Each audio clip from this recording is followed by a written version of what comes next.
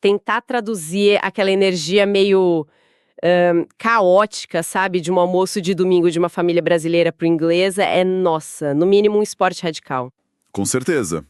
Fica aquela expectativa de uma bagunça maravilhosa, né? É a avó oferecendo mais comida, os primos correndo pela casa. Exato! E aqueles debates super acalorados sobre as notícias da semana, com todo mundo falando ao mesmo tempo, num volume altíssimo. Uhum. É uma verdadeira sinfonia caótica e, ao mesmo tempo é incrivelmente reconfortante. Porque é nesse exato cenário que a vida real acontece. Cheia daqueles laços invisíveis que conectam as pessoas, sabe? Nossa, sim, mas o desafio começa de verdade quando a gente tenta transportar toda essa dinâmica, sabe, toda essa árvore genealógica complexa e barulhenta para um novo idioma. Pois é. De repente, descrever esse cenário familiar maravilhoso vira um labirinto de palavras e regras. Uhum. E como é que a gente organiza quem é quem fez o quê e, mais importante ainda, o que pertence a quem sem causar uma confusão gigantesca na comunicação. Exatamente isso. E é essa complexidade que a gente vai desbravar hoje. Então, sejam muito bem-vindos a mais uma análise detalhada e profunda das nossas anotações. Para quem está chegando agora, eu sou a professora Raichel. E eu sou o professor Paulo. É uma alegria imensa guiar esse mergulho no conhecimento hoje. Com certeza. Bom, hoje é quinta-feira, 16 de abril de 2026 e, olha, o orgulho por aqui tá imenso. Tá mesmo. Porque o foco do nosso programa de hoje é revisar as anotações de aula, as famosas Class Notes, do incrível grupo T262, referentes ao encontro do dia 27 de março de 2026. Sensacional. E vale sempre resgatar o contexto desse espaço transformador onde tudo isso acontece, né? Esse é o English Conversations Course. Uhum. E aqui na Academia BSB, a gente tem uma missão muito clara, super focada no desenvolvimento feminino, que é ensinar mulheres adultas a dominar o inglês à distância. Isso aí. A gente usa a internet como uma ponte, aplicando aquela nossa metodologia própria e os materiais 100% originais lá da plataforma online. E nossa, o nível de excelência está tão alto que essas estudantes já estão consolidadas no nível A2 do quadro comum europeu de referência. É muito orgulho, né? E o percurso de hoje está riquíssimo. A base da nossa conversa vai ser o tema My Wonderful Family, que foi inspirado por uma redação absolutamente fantástica de uma das estudantes, a Sandra Teixeira. Ah, eu amei o texto dela. Ficou ótimo, né? E a gente vai explorar o vocabulário familiar, não apenas traduzindo, mas entendendo como essas palavras funcionam na prática. Vamos investigar a lógica por trás dos pronomes possessivos, entender por que o inglês não permite certas misturas que o português adora. Nossa, e como adora, né? Demais. E a gente também vai realizar uma simulação prática de conversação e, claro, fazer aquela análise literária e gramatical do texto da Sandra. Perfeito. Então, pensando de novo naquele almoço de domingo, dominar o vocabulário é tipo ganhar a chave de acesso para participar ativamente dessa realidade, só que em outro idioma. Uhum. E o material da aula atual traz uma lista de palavras que capturam perfeitamente a essência de uma família, né? A gente tem termos como jewelry, angry, hungry. Cousin, nephew, niece. Isso. E também fake news, que não pode faltar, uncle, granddaughter, grandson. Great-grandparents, brother-in-law, father-in-law. É uma lista enorme. E termina com elderly, currently e nowadays. É um repertório super vasto. Mas eu olho para essas palavras e me pergunto, sabe, como é que a gente internaliza isso sem apenas decorar uma lista fria? Pois é, esse é o grande truque. Qual é a mecânica por trás dessas nomenclaturas, né? A melhor estratégia é buscar os sinônimos e entender a origem do conceito. Pega a palavra elderly, por exemplo. Tá. A gente usa ela para se referir com muito respeito aos mais velhos da família. O idioma inglês tem uma sensibilidade muito interessante aqui. Como assim? É que, em vez de simplesmente dizer old, que pode soar um pouco duro ou até indelicado, Ah, sim, verdade. usa-se elderly, ou um sinônimo perfeito como senior, que carrega uma dignidade ali, sabe? E o mesmo vale para palavras de transição de tempo. Tipo, currently? Exato. Currently significa atualmente e pode ser substituído por at present. Ou nowadays, referindo-se aos dias de hoje, que é muito similar a these days. Nossa, faz todo sentido. Mas deixa eu focar num detalhe que sempre me intriga. Manda. Os termos brother-in-law e father-in-law, cunhado e sogro. Por que o inglês adiciona esse in-law, que literalmente significa na lei? Olha, essa é uma sacada fascinante da língua inglesa. Ao contrário dos laços de sangue, que são biológicos, né? A conexão com a família do cônjuge é um contrato legal. Ah, claro. É uma união reconhecida pela lei. Então, o sogro é um pai perante a lei, um father-in-law. É uma forma extremamente literal e lógica de construir vocabulário. E contrasta muito com termos únicos como o nephew para sobrinho e niece para sobrinha. Onde o gênero determina a palavra, né? Isso. Enquanto para primos, o termo cousin é totalmente neutro e serve para ambos. Muito interessante. Trazendo isso para o nosso século, quem é que não tem aquele parente que inunda o grupo do WhatsApp com fake news? Nossa, todo mundo tem um. Pois é. Ou aquele tio que fica angry, completamente irritado, só porque tá hungry, faminto, esperando a comida sair. É o famoso estado de espírito hangry, né? A mistura dos dois. Exatamente, o hangry. O vocabulário atual captura perfeitamente essa tensão pré-almoço. Sem dúvida. O aprendizado precisa refletir a vida real, né? Mas esse vocabulário atual é só a ponta do iceberg. Ele precisa se conectar com a fundação que já foi construída. Faz sentido. Se a gente olhar para a seção Past Class, as anotações do encontro anterior, a gente vê que a base de descrição física e traços de personalidade foi super bem cimentada. E aqui entra um ponto muito importante. Muitas vezes o reflexo automático é tentar, memorizar o gabarito para passar no exercício. Mas o verdadeiro salto acontece quando a gente extrai a lógica, né? Com certeza. E resolvendo os exercícios com a turma, eu percebi uma conexão brilhante. Por exemplo, no Exercise 1, sobre partes do corpo, o gabarito é B-A-A-A-A. E vemos frases como hurt his arms ou touched her forehead. Exato. E no Exercise 2, de antônimos, a sequência é B, B, C, A, B. A gente liga opostos práticos, tipo dirty e clean. Isso. E no Exercise 3, sobre traços de personalidade, a sequência B, B, C, B, B mostra que não é só traduzir palavras soltas, é entender que alguém que keeps promises, que mantém promessas, não é só uma pessoa legal. Ela recebe o adjetivo de reliable, confiável. Perfeito.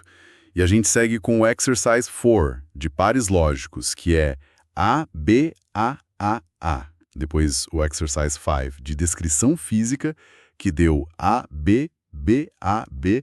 Ali a gente entende que se o cabelo não é blonde, não é loiro, a pessoa é brunete. Morena. Exato. E para fechar o Exercise 6 sobre contexto do dia a dia, que é tudo letra A. E tudo isso é literalmente a construção de uma caixa de ferramentas para poder descrever com precisão quem está sentado ao redor daquela mesa de jantar. Nossa, é muito bom ver isso tomando forma.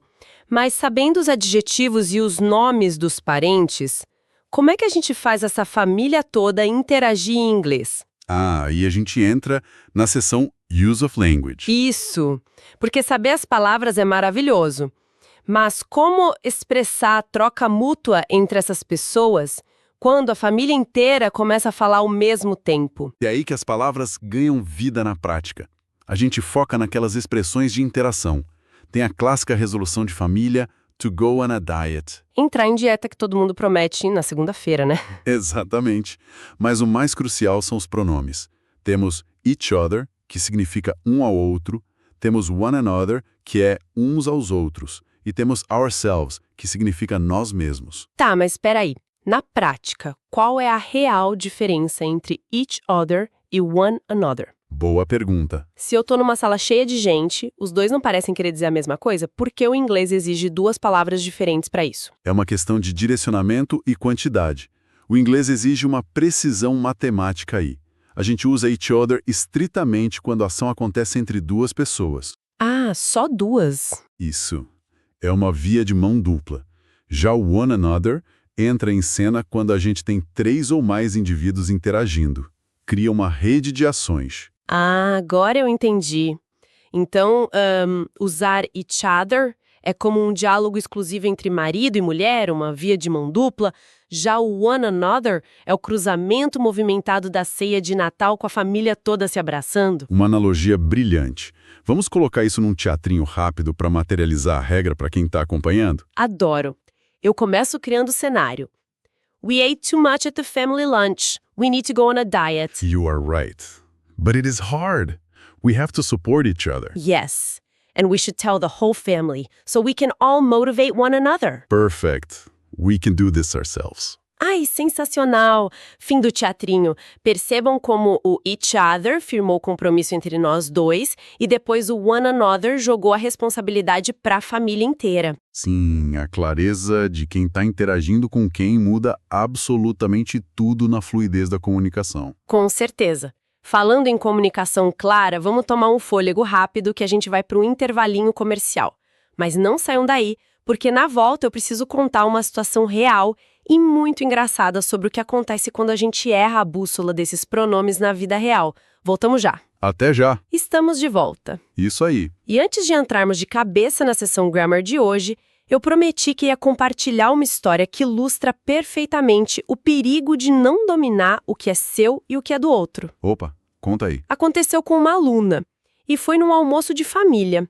Ela estava tentando ser super simpática, sabe? Queria fazer um elogio pro marido da amiga dela que também estava na mesa.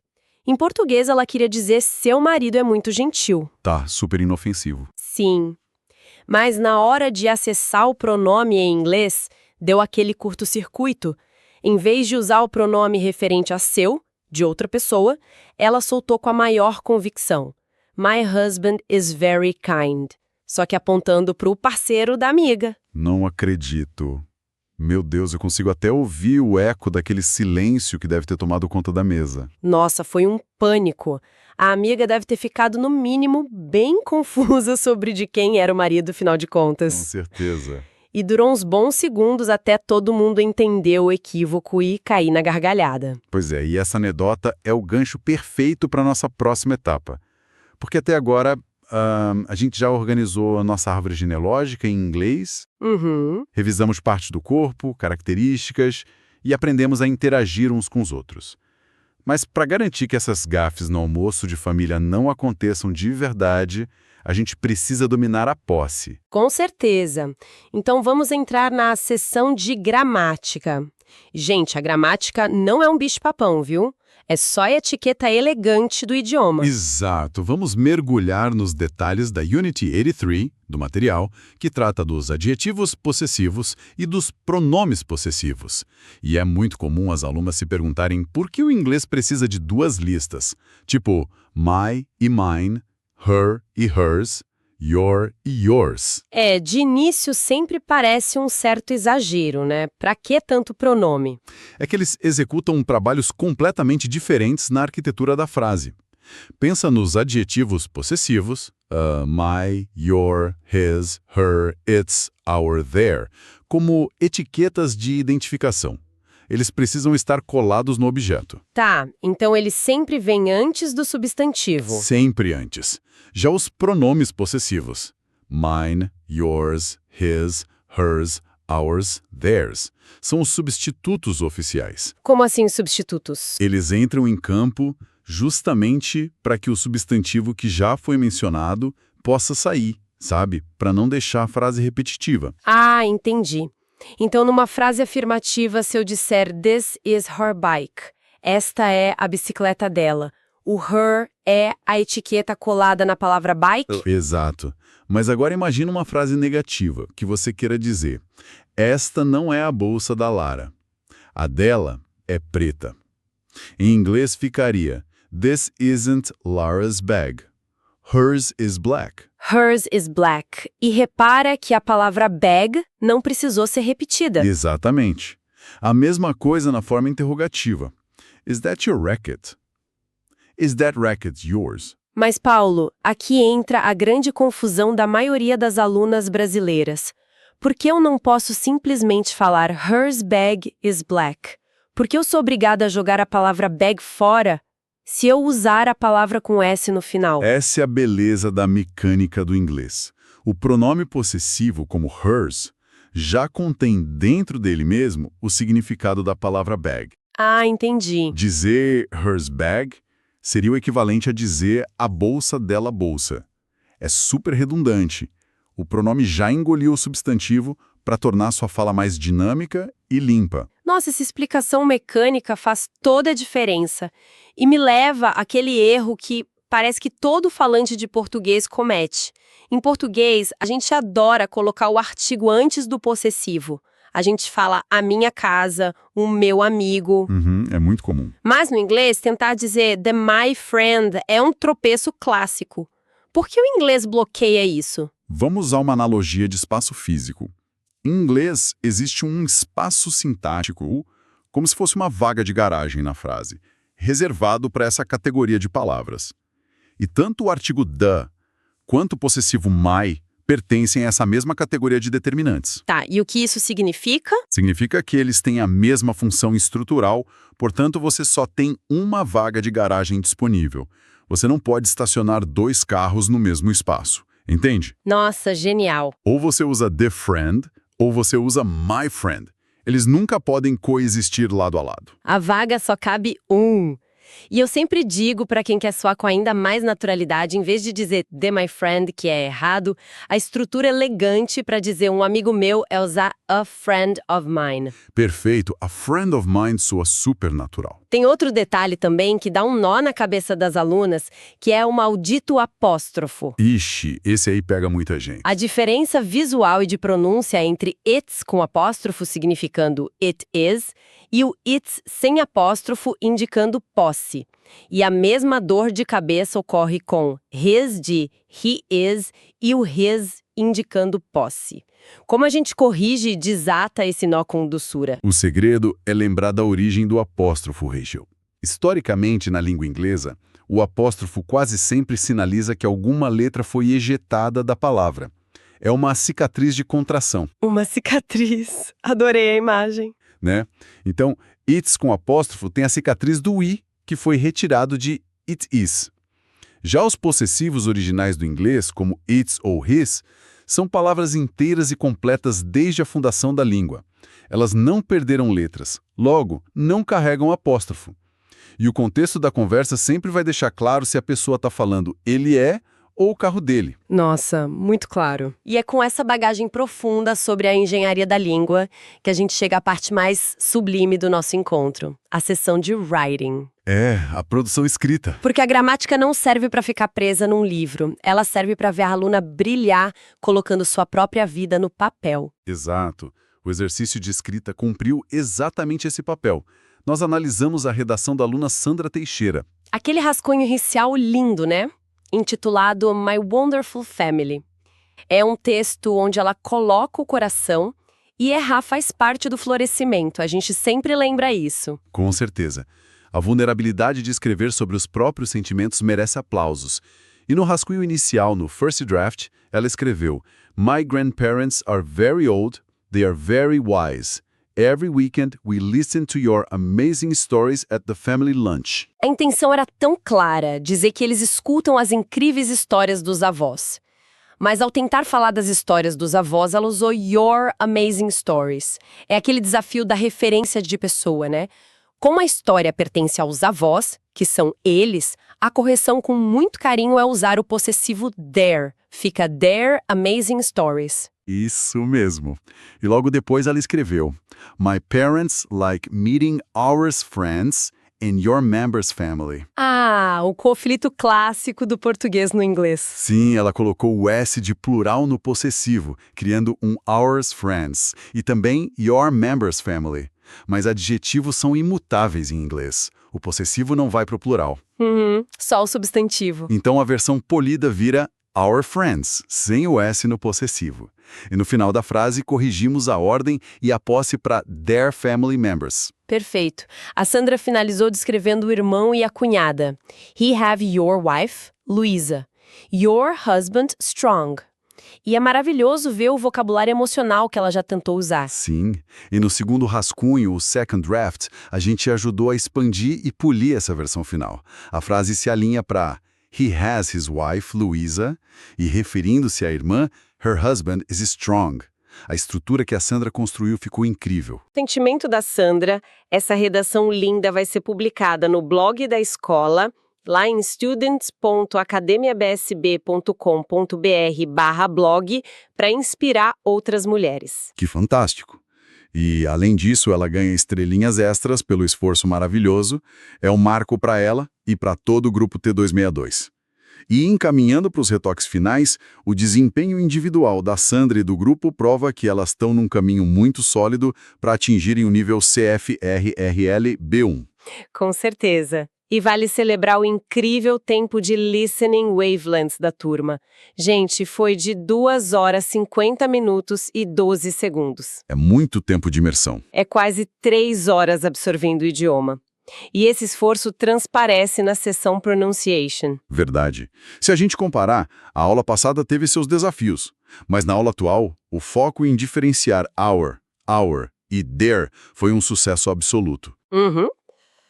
E olha, o Phonetic Deviation Ratio foi de apenas 3%, é um número lindo. Com certeza.